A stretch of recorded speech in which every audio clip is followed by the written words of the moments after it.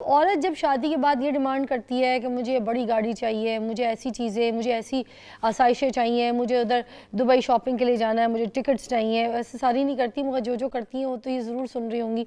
या फिर पार्लर्स में जाके पैसे बड़े ख़र्चे करती हैं, फिर घर में इतना स्टाफ रखा हुआ होता है कि आधी सैलरी तो मियाँ की जो तनख्वाह है वो सारी उन स्टाफ्स में निकल जाती है, तो घर में काम नहीं करती। अगर ये सब चीज़ें उनको चाहिए कि भाई बहुत हाई स्टैंडर्ड लाइफस्टाइल चाहिए और मियाँ काम कर रहा है, कमा रहा है, तो इनको भी तो कॉम्प्रोमाइज़ करना पड़ेगा। जो स्टाफ वगैरह से काम कराती हैं वो घर में खुद कर सकती हैं, जो बच्चों को ट्यूशन फीसेस में पैसे जा रहे हैं वो खुद पढ़ा सकती हैं बच्चों को। मतलब दोनों ने मिल के तो गाड़ी चलानी पड़ेगी, या फिर या तो खुद साथ मिल के काम करना पड़ेगा, मिल के दोनों जॉब करें, दोनों काम करें, कोई कारोबार करें जिससे मिलजुल के कमाएं और फिर बंदा अमीर, अच्छी लाइफस्टाइल, अमीर वाली लाइफ जो आप ख्वाब देख रही हैं वो पूरे कर सकेगा। वरना या फिर घर में अगर घरेलू है तो घरेलू आप अपने अखराजात कम करके, नौकर चाकर पे, बाहर खाने पीने की आसाइशों पे, शॉपिंग पे कम खर्चा करके तो फिर आप यहाँ पे सपोर्ट कर सकती। क्या कहेंगे इसके बारे में? भाई पहले तो मैं तो अपने घर में खुद ही कपड़े सी लेती थी, खुद ही 2-3 घंटे में जोड़ा सीकर पहन लेती थी। मेरे पास जिगजैग मशीन होती थी। चले जिगजैग नहीं भी, सीधी सीधी मशीन हो तो लड़कियों को ये जो टेलर्स की लत लग गई है, खुद सीधी सीधी सिलाइयाँ डालें शलवारे पे, और ये कि फ्लैपर्स जो कुछ बना रहे हैं बना लें। घर में वो क्या नाम पैड्स वगैरह वहाँ बाहर मिल रही हैं, सस्ती मिल रही हैं, वो लें, शर्ट सिएं और पहन लें। देखें हर चीज़ का एक ऑल्टरनेट है। या आप बाहर की शॉपिंग करें या ज़रा घर में चीज़ें बनाएं। बच्चों को बर्गर्स पसंद है, आप घर में बना लें बर्गर्स। रोल पसंद है, क्या मुश्किल है? कोई मुश्किल नहीं। दम दे कोयले का, बोटियां बनाई, रोल्स में चटनी डाली, मेयोनीज डाली, रोल बन गए। क्या मुश्किल है? सालन रोटी नहीं बनाई, बच्चों को रोल्स बना दिए। तो ये सारी चीज़ें घर में इजीली हो जाती हैं। जो बच्चे बाहर जाकर खाना खाते हैं या आप लेकर जाते हैं, वो चीज़ें आप घर में बैठकर बनाएं। क्यों नहीं कर सकती? औरत बहुत कुछ कर सकती है। घर में 4-5 ऑफिस के ऑर्डर्स ले लें, दोपहर को खाना बना के उधर भेज दें। आप एक हेल्पर रखें और 8-10 ऑफिस के ऑर्डर्स ले लें। बल्कि बड़े बड़े ऑर्डर्स अब तो औरतें लेती हैं और घर में खाना बनाकर बाहर बेचती हैं। उनमें उनको बहुत बचत होती है। उधर स्कूल जा रहे होते हैं बच्चे, पीछे से वो घर का भी खाना बना लेती हैं, बाहर का भी ऑर्डर लेकर। वो कहती है टाइम उतना ही लगता है मगर ये कि काम दोनों साथ हो जाते हैं। अच्छा मुझे ये बताइएगा कि जो औरत है शादी के बाद अपने, अगर मैके वालों की बात हो तो वो बड़ा उनको इज्जत देती हैं, बड़ा टाइम देती हैं, बड़ी बात करती हैं, बड़ी तरजीह देती हैं, बड़ी इज्जत से अपने घर वालों का नाम लेती हैं। और अगर यही ससुराल वालों की बात है तो ससुराल वालों को उतनी इज्जत और इतना टाइम या फिर उनके लिए कोई आओ भगत वाला जो सीन है वो नहीं, उसको अहमियत नहीं देती, वो नहीं समझती। तो इस बारे में क्या कहेंगी? ये भी तरबियत का हिस्सा है। हाँ बिल्कुल। ये तो चाहे कहीं भी जाएंगे तो अपने घर वालों को ही ज़्यादा अपग्रेड करेंगे, उन्हीं को हाईलाइट करेंगे, अपनी बहनों की बात करेंगी, भाई की, वालिद की। वो ये नहीं देखेंगे कि नंद में क्या क्या अच्छाई हैं। बहुत कम है भावजें ऐसी जो कि कभी आकर मुझे कहती है ये इतनी अच्छी है और इसमें ये गुण है, इतना पढ़ी हुई है, इतना कमा रही है। तो मुझे बड़ी खुशी होती है।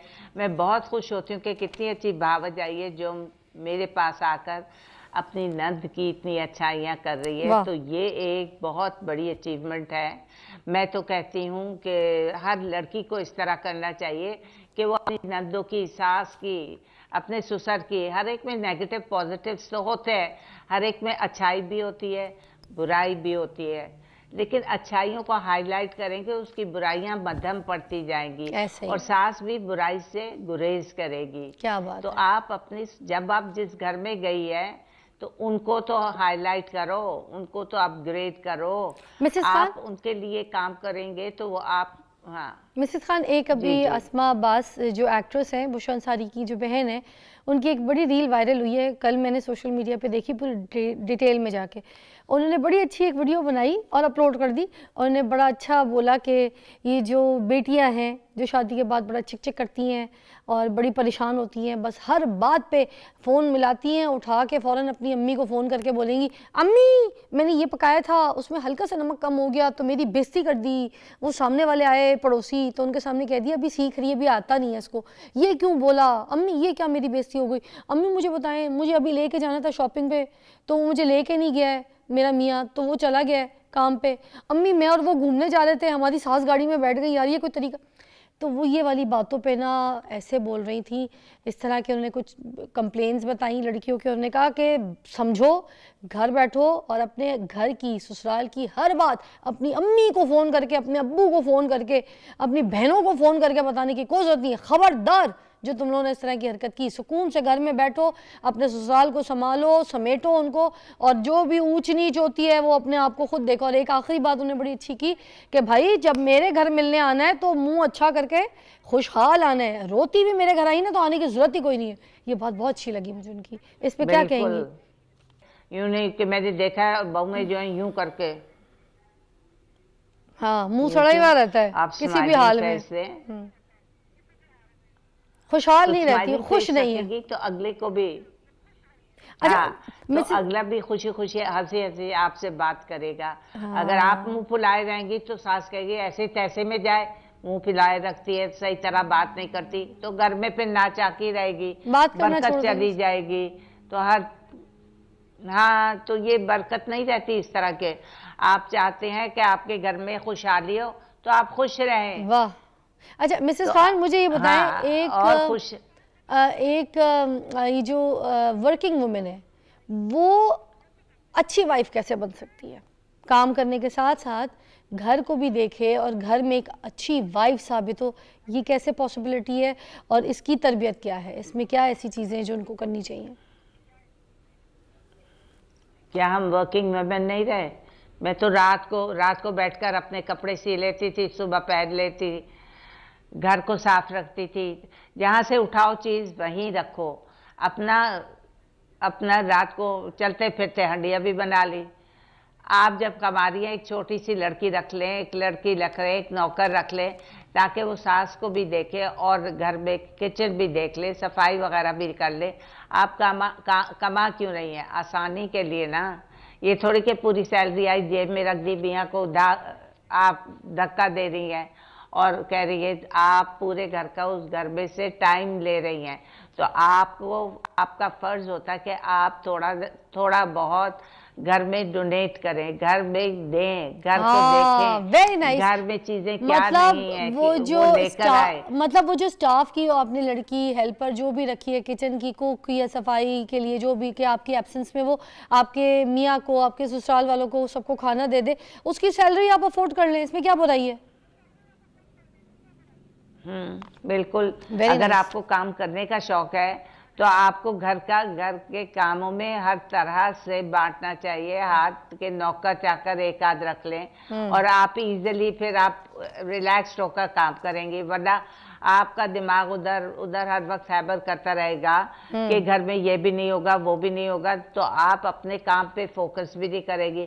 आपके पास नौकरानी होगी, आपको पता है कि रोटी बनाकर दे देगी, सालन ऑलरेडी फ्रिज में पड़ा हुआ है, बच्चे स्कूल से आएंगे उनको भी खाना दे देगी, रोटी गरम गरम दे देगी।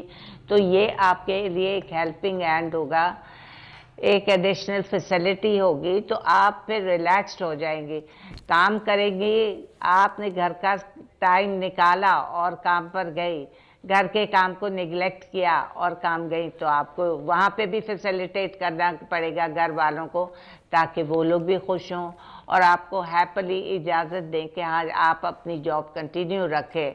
तो ये दोनों तरफ से ताली बजती है, आपको भी करना चाहिए और सास को भी और घर वालों को। इफ़ यू आर वर्किंग तो आपको इजाज़त दें कि आप जॉब करें, क्योंकि आजकल जब तक दोनों काम नहीं करेंगे, इतनी महंगाई हो गई है, इतनी यूटिलिटी बिल्स आ रहे हैं कि आप लोग बिल्कुल नहीं चल सकते औरत के सहारे के भी बगैर।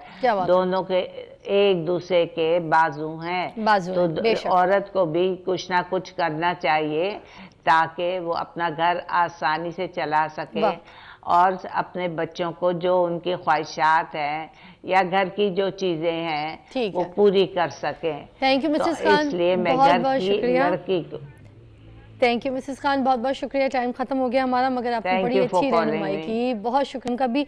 और नाज़रीन आखिर में यही कहूँगी कि जिन रिश्तों के साथ, फिर वही बात है, ये कहती मेरी अम्मी भी कि हम लोग 5 बहनें, और 3 भाई हैं। तो हमारी अम्मी ने हमारी सारी बहनों को एक बात बोली कि जिन रिश्तों के साथ आप ख़त्म नहीं कर सकते ना, उनके साथ बिगाड़ने की भी कोई ज़रूरत नहीं है। तो ये बात बड़ी समझने वाली है कि जो रिश्ते आपके साथ ख़त्म ही नहीं हो सकते, उनके साथ बिगाड़ना क्यों है ना।